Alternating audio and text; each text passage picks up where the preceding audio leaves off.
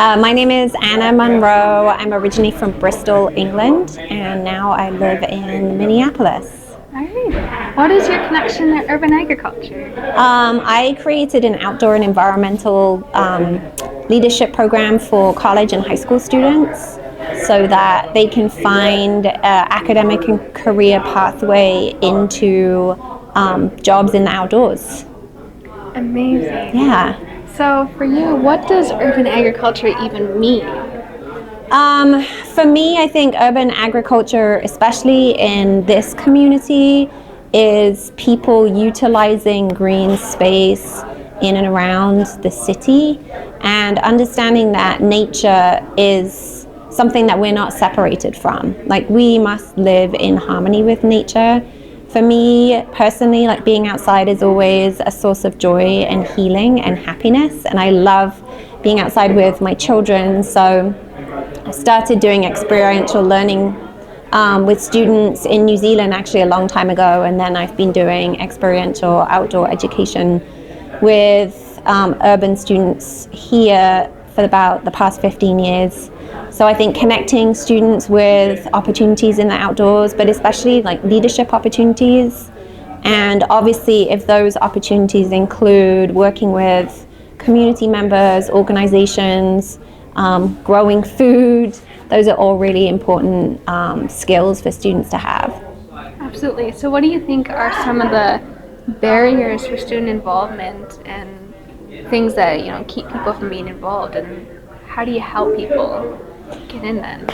That's a really good question. I think there's a lot of barriers. So barriers to getting outside could be money, could be lack of transportation, could be lack of knowledge, like where do I actually grow? Like, I didn't grow up in Minnesota, so I didn't really understand that whole camp culture, which is a very typically like white, middle to upper income thing that you do. But if you didn't grow up doing that and you don't know what it is or where to go to do it, then of course, why would you ever do it? And then I think it's also a barrier if you don't know what kind of careers there are in that field. So if people hear the term urban agriculture, they might not understand that could encompass a broad number of different careers. Whereas I think green jobs, you can think of like solar or climate change or like nature education. So I think that visibility and understanding what those jobs actually mean is also a barrier. And then another barrier as an educator is bureaucracy. Unfortunately, people are often led by fear, and so they don't understand that learning outside is honestly more impactful on a student than learning inside four walls. And so as an educator, taking students outside is really difficult, challenging. There's all kinds of forms and paperwork, and then you have to deal with people that don't really understand how important it is or the really significant impact it can make on a young person's life. Absolutely. And can you speak more about what does it mean for young people, for their physical and mental health and well-being, to not only be outside or be in gardens or being around fresh produce or those sorts of things? Yeah, so I've had the honor and privilege of working with young people for the past 15 years doing experiential learning, and I see students literally transform in front of my eyes. Often on the first day, they'll be really quiet and nervous. They might be looking down a lot. Their body's kind of hunched over. And then, we work really hard on creating this safe place where community is really important. So you'll see these friendships start to come, and then laughter, and then you can see their whole bodies relax, and they just become really joyful. And so for me, just seeing that real, literal, physical transformation. Students will say they learn more in an 8-week class than they did in their entire high school. It was the first time they felt safe. It was the first time they made really meaningful friendships. And then I've got students right now who are interning for Three Rivers Park District, for Wilderness Inquiry. 4 of my students got selected for full scholarships to go with Save the Boundary Waters to advocate at Washington, D.C. I've taken students to national and international conferences. So I think we have some really amazing organizations in and around Minneapolis, the Twin Cities, the state. We have this incredibly beautiful natural space. I just think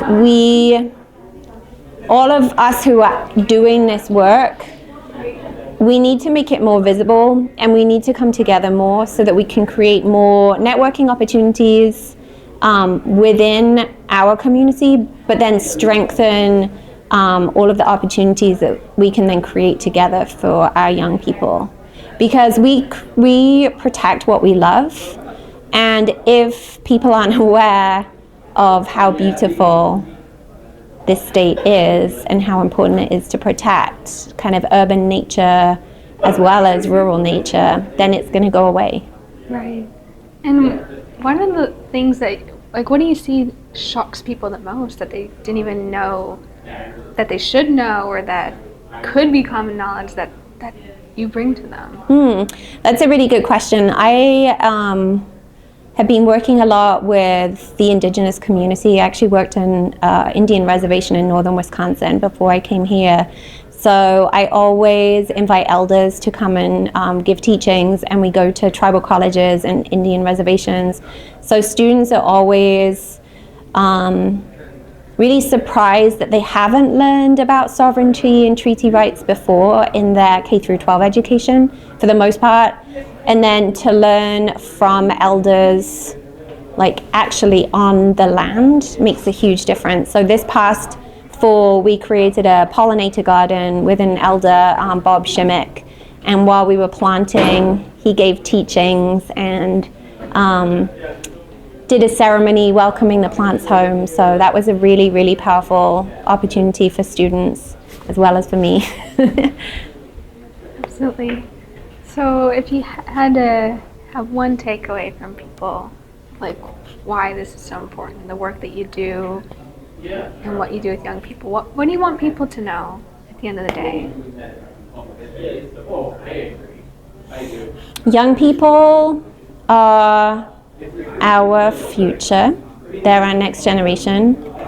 I see it as a responsibility to try to create spaces where they belong and that they can take leadership in, so that they are in a place where they can be change makers going forwards.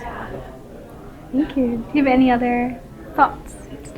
Thank you so much for your time.